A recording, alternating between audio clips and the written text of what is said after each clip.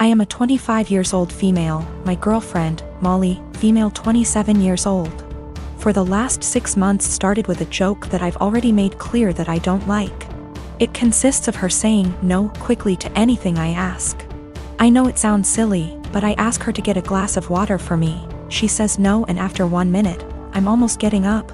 She says she's joking and gets some water. I ask her to wash the dishes. She says no. I say I love you. She says no.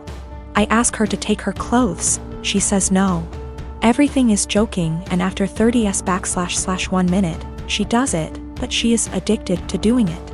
I've already made it clear several times that I don't like it, even more so in I love you. She's the only person I can say that. So it's special to me. And there are things that are serious, and I need her to answer seriously. And if she says no to everything jokingly, I can't tell when she's saying a real no. It's already happened. I keep saying this is boring and I don't like it. She stops doing it and goes back to doing it after a week. After a brief discussion because she played this prank in front of our friends, me asking, "Love, can you get me some medicine?" And she, with no kidding, she stopped doing it for 1 month. Yesterday, we welcomed my parents, in-laws, and our 2 best friends to our house. Everyone knew that I was going to propose to her, and I called them, because we always plan this proposal with our loved ones attending, participating in this special day. I asked her to marry me, and she said a quick no, and I was so grumpy /panic /upset. Everyone looking in shock, for 30s for her to laugh and say she was joking, finally saying yes. I was so embarrassed and disappointed. I put the ring box back in and said I'd take it out to cool off. I didn't even let her say anything. She kept texting me, no answering calls, saying it was just a joke and that I knew she always did that. She said that I left in difficult situation in the house because it was very clear that I had given up on propose, and did in front of my parents and in-laws. She stressed that I was making the situation uncomfortable because of a silly joke. Well, I slept in a hotel and I'm still in it. My parents supported me, but my in-laws calling me for giving up on proposing, disproportionately humiliating their daughter. I just really think there's time for jokes, and that moment wasn't clearly. She knew I didn't like it and decided to do it anyway. I am a 17 years old female, and I live with my mom, stepdad, and stepsister and stepbrother. I lost my dad to cancer when I was 13 years old. We were very close, and his death was a major loss in my life. I wasn't able to keep much of his belongings because of my stepdad's insecurities and lack of sympathy and respect for me, and my dad. It's sad to say that mom moved on relatively fast. My stepsister and I share a room together. My stepbrother has the bigger room because he's a man, and as a result me and my stepsister are always in conflict. She wants me out during the day as she uses the room as her art studio. She recently accused me of stealing her tools and convinced her dad to get a lock, so now I'm being forcefully locked out, and can't get in till after a huge argument and getting mom involved. My stepsister had an argument with her brother and ruined his gaming console when he was out. He came into the room quietly in the evening, stood by the door and asked me to bring him my stepsister's acrylic paint set. I asked if he got permission. He said yes, so I gave it to him and went back to study. At dinner, my stepsister came downstairs yelling that her brother had access to her room and ruined her paint set. There was a lot of yelling and arguing. Stepdad asked how my stepbrother walked into the room when it was supposed to be locked. My stepbrother admitted I helped him out and brought the paint set to high.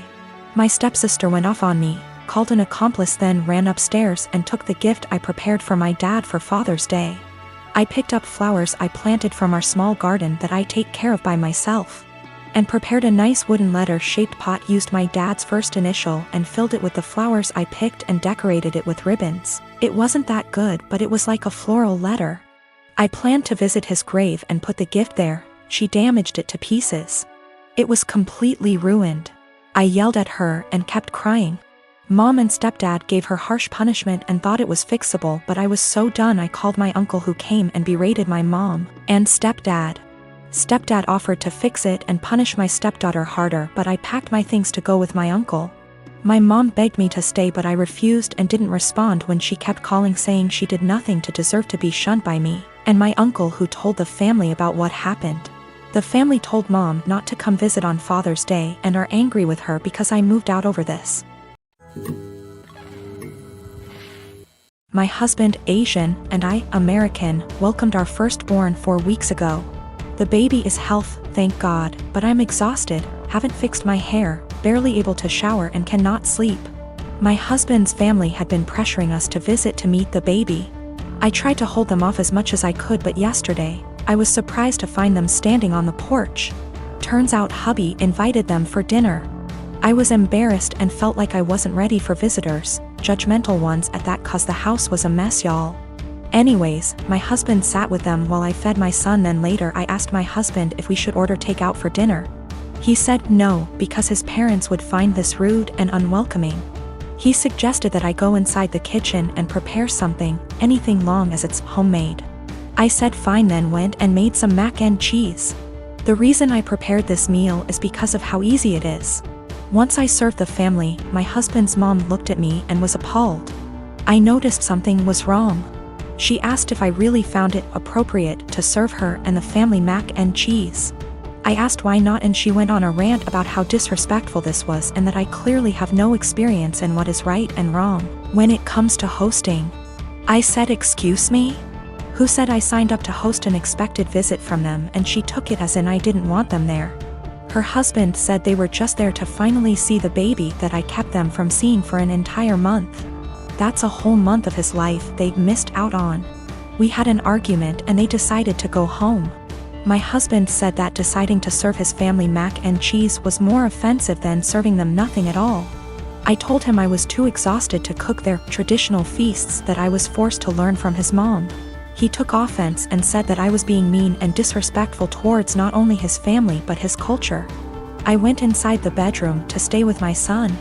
My husband stayed on the phone with his family for an hour, then kept giving me the cold shoulder, and refused to eat what I cook in support of his family. I understand how some guests might find it offensive, especially his family, but I was just trying to make a quick homemade meal like my husband wanted. My sister and her husband have been struggling with infertility since they got married 12 years ago. They've tried absolutely everything, from medical to spiritual, but unfortunately, nothing works.